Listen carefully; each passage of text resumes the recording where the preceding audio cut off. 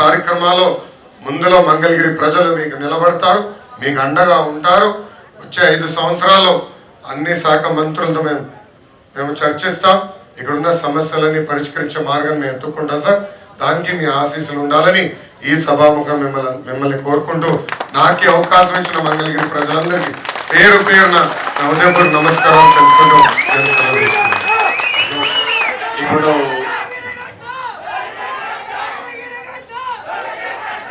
నేను ఓడిపోయాను 5300 ఓట్లతో. కానీ 5 సంవత్సరాలు అనేక సంక్షేమ అభివృద్ధి కార్యక్రమాలు ప్రజలకు అందజేశాం. మొన్న 2024 ఎన్నికల్లో ప్రజలందరూ ఒకటే చెప్పాను సార్, ఏ మెజారిటీ అయితే ఓడిపోయినా దాని పక్కన ఒక 0 పెట్టండి. ఆ మెజారిటీ మళ్ళీ నేను గెలిపించి శాసనసభకు పంపించాలని ప్రజలందరినీ ఆనాడు కోరాను. అంతేకాకుండా నాకు ఎంత ఎక్కువ మెజారిటీ ఇస్తే నాకు కొండంత బలం వస్తుంది. గౌరవ ముఖ్యమంత్రి వర్యులు చంద్రబాబు నాయుడు గారితో అవసరమైతే దెబ్బలాడి నిధులు తీసుకొచ్చి నియోజకవర్గాన్ని అభివృద్ధి చేస్తానని ఆనాడు హామీ ఇచ్చాను సార్.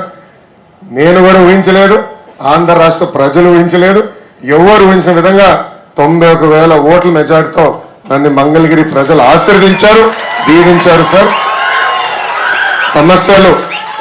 సమస్యలు ఉంటే ఎమ్మెల్యే అదే మరి మంత్రి ఇక్కడ చెప్పాడు, నేనేదో లోకేష్ మా కుటుంబ సభ్యుడు అని కాకుండా అతి పెద్ద మెజారిటీతో గెలిపించే నియోజకవర్గంలో 3వ నియోజకవర్గం మంగళగిరి, రాజధానిలో భాగం మంగళగిరి. ఈ ప్రాంతంలో ఒకవేళ కానీ మీరు తక్కువ మెజారిటీ గెలిపించుంటే నేను కూడా పెద్దగా పట్టించుకునేవాడిని కాదు. కానీ అతను ఎవరైనా నాకు ఒకటే, మెరిట్ కార్డు మాత్రం నేను మాత్రం చాలా స్పష్టంగా ఉంటా. ఈ నియోజకవర్గం రుణం తీర్చుకోవాల్సిన బాధ్యత ఎన్డీఏ ప్రభుత్వానికి, తెలుగుదేశానికి ఉంది. తప్పకుండా ఏం చేయాలనో చేయడానికి ముందుకు పోతామని చెప్పి నేను మీకు తెలియజేస్తున్నా. మీరు సిస్టమేటిక్గా వర్క్లన్నీ ఐడెంటిఫై చేయండి. సమస్యలు 2 రకాలుగా ఉంటాయి, ఒకటి financial, 2 non financial. Non financial ఉండేటివన్నీ ఇక్కడే కలెక్టర్ ఉంది, స్పష్టమైన ఆదేశాలు ఇస్తున్నా. అడ్మినిస్ట్రేషన్ అంతా స్ట్రీమ్ లైన్ చేసి వార్ ఫుటింగ్లో వీలైనంత తొందరలో సమస్యలు పరిష్కారం చేయాల్సిందిగా ఆదేశాలు ఇస్తున్నా. She will get it done. ఏదైనా నా క్లియరెన్స్ కావాలంటే వస్తాయి తప్ప ఇక్కడవన్నీ ఆవిడ క్లియర్ చేస్తుంది. రెండోది ఫైనాన్షియల్గా కూడా ఒక పద్ధతి ప్రకారం మొత్తం తీసుకోండి.